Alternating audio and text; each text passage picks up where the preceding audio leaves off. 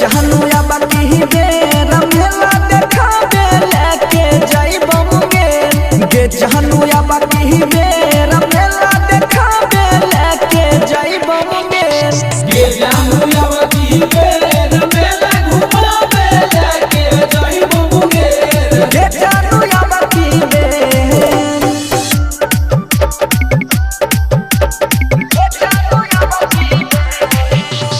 DJ विकास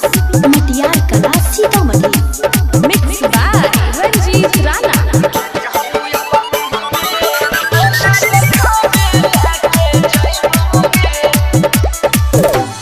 बड़ी दुर्गा मैया के करेबो दर्शन गे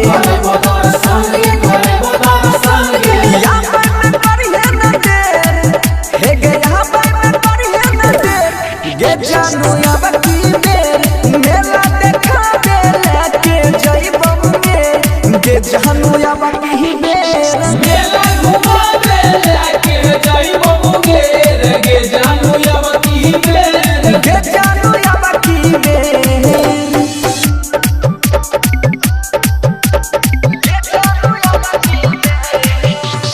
डीजे विकास मटियार कला सीतामढ़ी मिक्स बाय रंजीत राणा।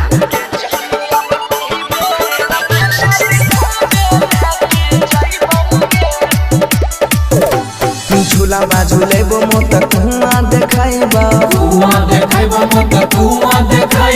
मिलतौ न मौका फेर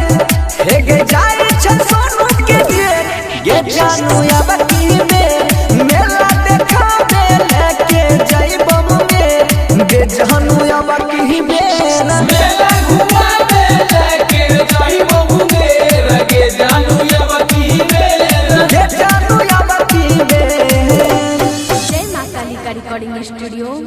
बेगूसराय कंकाल।